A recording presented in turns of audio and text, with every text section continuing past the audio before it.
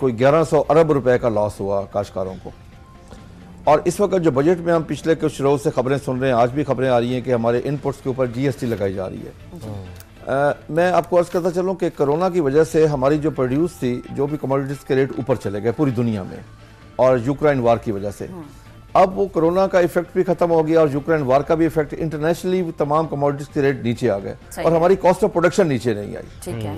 अब जो हम देख रहे हैं कि GST लगाई जा रही है इनपुट्स के ऊपर 18 से 19%, उसका इम्पैक्ट आएगा कुछ 28%। तो फिर खुदा ना खास्ता ये लग जाती है तो फिर ज़राअत के ऊपर आप पढ़ लें इन्ना लिल्लाहि व इन्ना इलैहि राजिऊन। अच्छा, मतलब हमने सबक नहीं सीखा। आज से 1.5 साल पहले आप देख लें कि हमने आटे की लाइनों में 24 खवातीन को शहीद करवाया।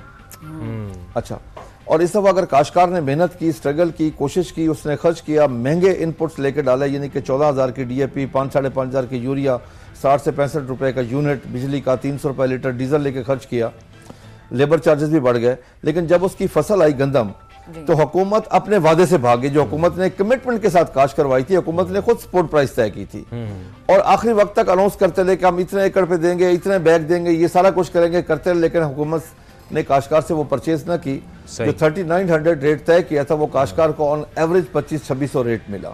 650 अरब रुपया सिर्फ एक में नुकसान हुआ। अब आपके सामने उसका जो इम्पैक्ट आया इस पूरी मुआशरे के ऊपर, अब पूरे बाजारों में चले जाएं कहीं भी सेल नहीं है, क्योंकि 100% पैसा जो काश्तकार का आता है, काश्तकार तकरीबन एग्रीकल्चर लाइफ स्टॉक से मिलकर 15 से 20 हज़ार अरब का पैसा आता है जी, जो हमारी प्रोड्यूस होती है।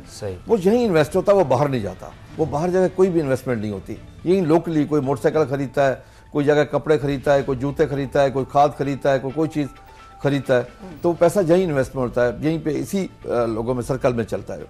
इस दफा क्योंकि काश्तकार के पास पैसा नहीं आया तो सिर्फ काश्तकार नहीं उससे मुतासर हुआ, पूरी कौम उससे मुतासर हुई है। मैं आपको अर्ज करूं कि मैं इस वक्त काश्तकार के जज्बात का लफ्ज़ में अहता करके नहीं बता सकता, वो कितनी तकलीफ में है इस वक्त। आप यकीन करें, इस चीज़ का एहसास नहीं किया जा रहा कि गंदम के पैसे ना मिलने की वजह से आपकी कपास की फसल 30% कम काश्त हुई है पंजाब में। अच्छा, ये मुल्क अफोर्ड नहीं कर सकता। मैं आपको अर्ज करूं, आपके पास है ही क्या और जी? आपकी पिछले साल की टोटल इंपोर्ट $80 बिलियन की है, आपकी एक्सपोर्ट $31.5 बिलियन की थी। $31.5 बिलियन में आपकी एक्सपोर्ट में सिर्फ $20 बिलियन का कपास का हिस्सा है। $3 बिलियन इस दफा तो $4 बिलियन हो जाएगा, चावल का हिस्सा है। बाकी फ्रूट, बाकी हर चीज मिला के $2 बिलियन और, यानी कि इसके अलावा आपके पास सिर्फ $4-5 बिलियन की एक्सपोर्ट है एग्रीकल्चर के अलावा। आपके पास तो कुछ है ही नहीं। जब आप खालिद साहब इतने मसाइल बता रहे हैं तो अगले साल तो फिर एग्रीकल्चर की जो ग्रोथ होगी उसके ऊपर तो बड़े सीरियस कंसर्न्स होंगे। मैं एज ए फार्मर मैं आपको अर्ज करूं, अगले साल जो मुझे काश्तकार, मेरे साथ पूरे पाकिस्तान के काश्तकार राब्ते में हैं, मेरे ख्याल में, मैं डर के कह रहा हूं कि 30 से 40% गंदम की काश्त में कमी आ जाएगी। मैं काश क्यों करेंगे? मुझे आप एक चीज बताएं, वो एक बड़ी मशहूर मिसाल है कि एक लालची कारोबारी आदमी मरा, कब्र में उसका हिसाब किताब हुआ, फरिश्तों ने उस पर आखिरी सवाल किया कि जन्नत में जाना पसंद करोगे या दोज़ख में? तो उसने कहा साहब जहां 2 पैसे का फायदा मिले।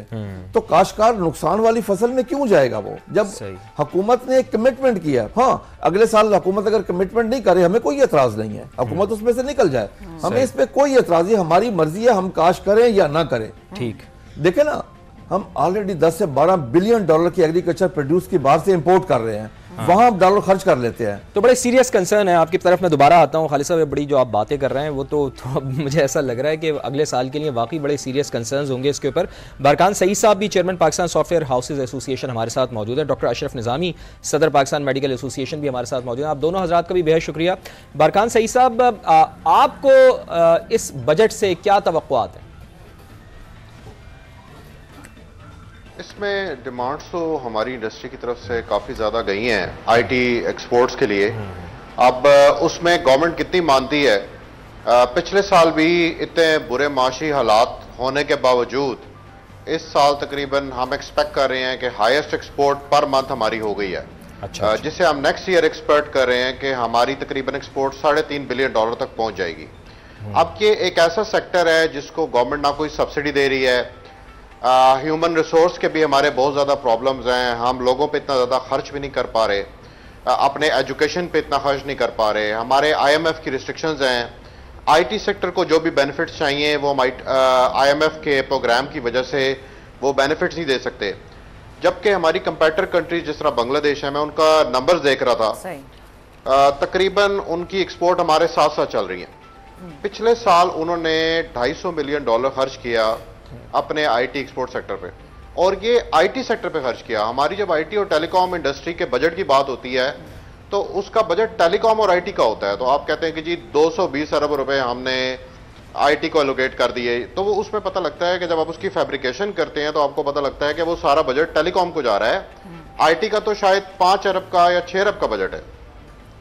इसी तरह आप देखें कि हमारी डिजिटाइजेशन जो कि इतनी ज़रूरी है, जो कि हमने अपने सेक्टर्स को डिजिटाइज करना है, ये तमाम गवर्नमेंट्स इंडिया, बांग्लादेश, फिलीपींस हज़ारों अरब रुपए खर्च कर रहे हैं अपने सेक्टर को डिजिटाइज करने में, अपने गवर्नमेंट डिपार्टमेंट्स को डिजिटाइज करने में। हमारे मुल्क में वो सेक्टर ना होने के बराबर है। उससे फ़ायदा उन मुल्कों को ये हो रहा है कि वो मुल्क इंटरनेशनली अपने वो सॉफ्टवेयर ले जाके और सर्विसेज ले जाके कम्पीट कर रहे हैं। इसी तरह हमारे यूथ ट्रेनिंग प्रोग्राम, हमारा ये सेक्टर जो आज भी जो बच्चे आईटी कंपनीज चला रहे हैं, जो फ्रीलांसर्स हैं, आप उनको देखें, वो एक अच्छी, इतने बुरे माशी हालात होने के बावजूद एक अच्छी जिंदगी गुजार रहे हैं। वो अच्छी जिंदगी अगर हम उन्हें देना चाहते हैं तो हमें उनके ऊपर अगर स्पेंड करके, सिर्फ हमने ना उन्हें बिजली महंगी भी बर्दाश्त करने के लिए तैयार हैं। आपने इंटरनेट पे भी टैक्स लगाया हुआ है, आप इंटरनेट भी बंद कर देते हैं, जो कि रिमोट एरिया में जो बच्चा काम कर रहा है उसको नहीं पता कि किस दिन उसका इंटरनेट बंद हो जाता है। तो ये सारे मसाइल होने के बावजूद अगर आईटी सेक्टर इतना ग्रो कर रहा है और आपके आईटी सेक्टर वाले लोग खुशहाल हैं, तो आपको चाहिए कि ये $3 बिलियन को आप प्लान करें कि आप $10 बिलियन कैसे लेके जाएंगे। एग्जैक्टली। और बजट टू बजट आप ना चलें कि जी बजट आपने बस बजट में ये दे दिया, ये टैक्स रिलीफ दे दिया, एक कॉस्मेटिक आपने वो कर दिया। अगर आप इसको सीरियसली ग्रो करना चाहते हैं और वाकई समझते हैं, सिर्फ नंबरों की हद तक नहीं कि आप एक दिन आके अनाउंस कर दें कि जी हम $15 बिलियन एक्सपोर्ट कर देंगे। $15 बिलियन एक्सपोर्ट्स करने के लिए आपको 4 से 5 लाख ग्रेजुएट तैयार करना पड़ेगा। आपको ना सिर्फ कंप्यूटर साइंस वाले बच्चों को बेटर इक्विप करना पड़ेगा, आपको अपने इलेक्ट्रिकल, मैकेनिकल, बीकॉम इंजीनियर को, जिस तरह इंडिया ने किया है, उनको भी 6-6 महीने के कोर्स करा के वो लगा देते हैं प्रोग्रामिंग पे। आपका एक आम वर्कर दुबई जाता है, इंग्लैंड जाता है, अमेरिका जाता है, उसको $2,000, $1,000 मिल जाए, बड़ी बात है। बिल्कुल। आपका आईटी वर्कर बाहर जाता है, उसकी सैलरी स्टार्ट होती है $6,000, $7,000। वो जब रेमिटेंस भेजता है वापस, तो उसका क्या इम्पैक्ट आता है। तो आप ये 8-10 लाख लोग तैयार करने पे हमें फोकस करना होगा।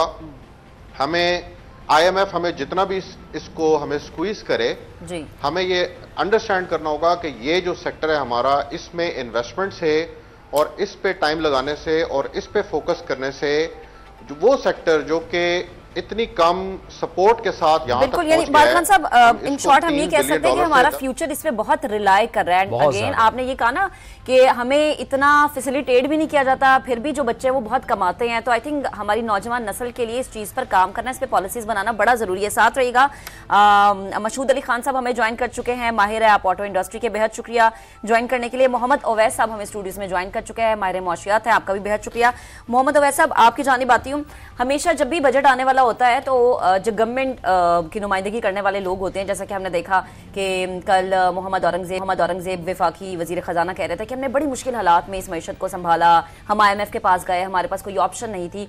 तो इस मुश्किल हालात में मईशत को संभालना, उसकी मुश्किलात अवाम ने भी बर्दाश्त की और बहुत सारे सेक्टर्स ने भी बर्दाश्त की। तो जिस बजट की हम बात कर रहे हैं, जब से कुछ देर बाद पेश भी किया जाएगा, आपको लगता है कि अवाम के लिए उसमें कुछ अच्छा होगा? एक तो बहुत शुक्रिया आपका मौका देने का, लेकिन इस वक्त अगर आप देखें तो फ्रैंकली कोई अच्छे की उम्मीद नज़र नहीं आ रही। यानी अगर हम इस वक्त सूरत हाल कंट्री की देखें और पास की न्यूज़ जितनी भी आई हैं उस सारे की नज़र में देखें तो मुझे कोई बहुत अच्छा नज़र नहीं आ रहा, क्योंकि इस वक्त तो गवर्नमेंट को चैलेंज ये आ रहा है कि अच्छा किसी तरीके से जो टैक्स रेट्स हैं वहीं पे मेंटेन किए जाएं और कोई नया इंक्रीज ना हो। यानी इस वक्त जो सबसे ज़्यादा मसला आ रहा है, देखें फ्रैंकली पिछले कई दिनों से सैलरीड क्लास हमारे मुल्क की एक बहुत बड़ी क्लास है जो तनख्वाहदार तबका है, और उसके ऊपर भी अगर और पहले ही वो 35% एक टैक्स देता है, प्लस कोई हायर स्लैब के अंदर आते हैं तो वो 45% तक जा रहे हैं, और उसके ऊपर अगर कोई टैक्स रेट बढ़ जाता है तो उनकी परचेजिंग पावर कम हो जाएगी, उनकी सैलरी कम हो जाएगी।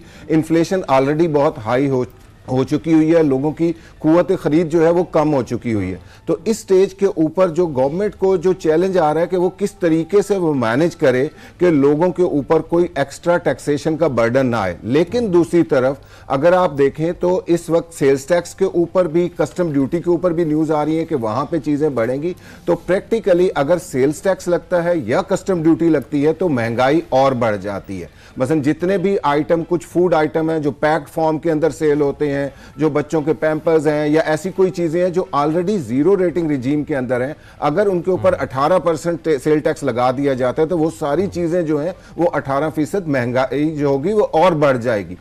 इसी तरह जो इंपोर्टेड आइटम, हमारे एक चीज और समझने की जरूरत है कि हमारी जो इकोनॉमी है वो इस वक्त जो है वो मेजॉरिटी इंपोर्ट के ऊपर रिलाय कर चुकी हुई है, क्योंकि हमने बहुत अरसे से मैन्युफैक्चरिंग सेक्टर को शायद साइड पे रखा हुआ है और उसके ऊपर कोई बहुत ज्यादा तवज्जो नहीं दी जा रही कि मैन्युफैक्चरिंग को ग्रो करें। जब हम इंपोर्ट बेस्ड इकोनॉमी के ऊपर चल रहे होते हैं और उसके अंदर आप किसी भी चीज के ऊपर जब ड्यूटी की शरह बढ़ा देंगे, कोई टैक्स लगा देंगे, तो उसका बर्डन तो अल्टीमेटली अवाम ने बर्दाश्त करना है जिसने वो चीज खरीदनी है।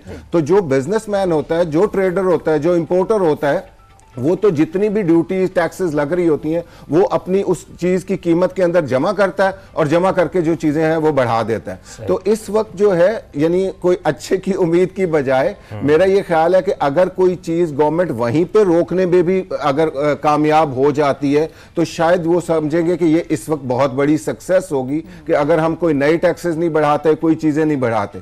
और बेसिकली जो गवर्नमेंट को देखिए करने वाले काम यही थे कि इसमें कोई शक नहीं कि जाहिर है मईशत पिछले बहुत अरसे से मुश्किल में है और फ्रैंकली आप लोग भी हर साल बजट कर रहे होते हैं, हम हर साल यही फिक्रा बोलते हैं कि इस वक्त जो है वो मुल्क बहुत मुश्किल सूरत हाल से गुजर रहा है, ये सारी है। लेकिन क्या उस मुश्किल को निकालने के लिए क्या हम कोई रियल डायरेक्शन यूज कर रहे हैं, कोई सही रास्ते के ऊपर जा रहे हैं कि वो चीजें हो रही हैं? क्या हम कोई नए बिजनेस एवेन्यू क्रिएट कर रहे हैं?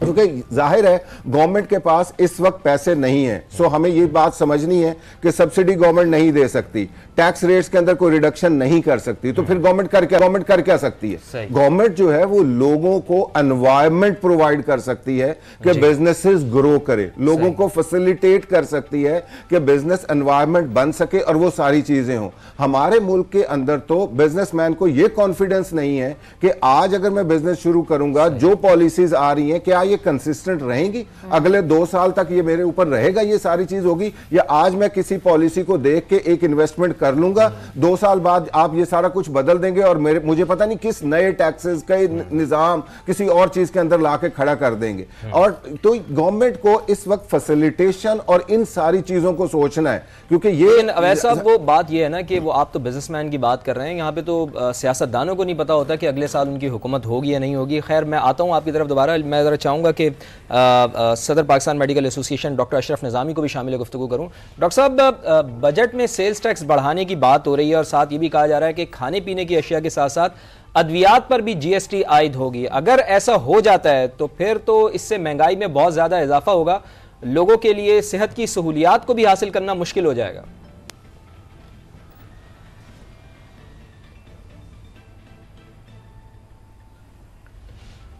डॉक्टर अशरफ निज़ामी साहब सुन सकते हैं? बहुत बहुत शुक्रिया। देखिए जी, मैं आपसे अर्ज करूं कि आपने वजीर साहब का बार बार मतलब अब तस्करा आ रहा है कि उन्होंने फरमाया कि जो है हस्पताल। जी कंटिन्यू कीजिए सर।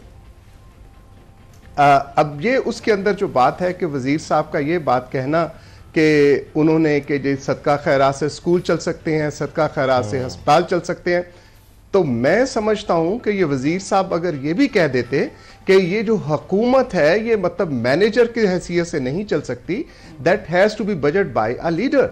जब तक वहां पे लीडर के साथ बजट नहीं आएगा तो यकीनी तौर पे वो मुमकिन नहीं होएगा। अब बदकिस्मती से होता ही है कि it is simple, managers I believe के बजट आता है और पिछले कई सालों से हम आपके साथ देख रहे हैं कि यही सिर्फ मैनेजमेंट होती है। IMF के खितर हम पढ़ गए हैं पीछे के जी, IMF क्या कह रही है? IMF says to manage your अपने बजट को। और मुझे अच्छी तरह से याद है कि जब चाइना के साथ हमारी लीडरशिप गई थी बातचीत करने के लिए आज से कुछ साल 2 साल पहले, तो उन्होंने सिर्फ इतना ही कहा था कि अपने आप को इंटरनली ठीक करो, अपनी मैनेजमेंट जो उसको अपने आप को दुरुस्त करो। तो मैं नहीं समझता कि इसके साथ गलत है।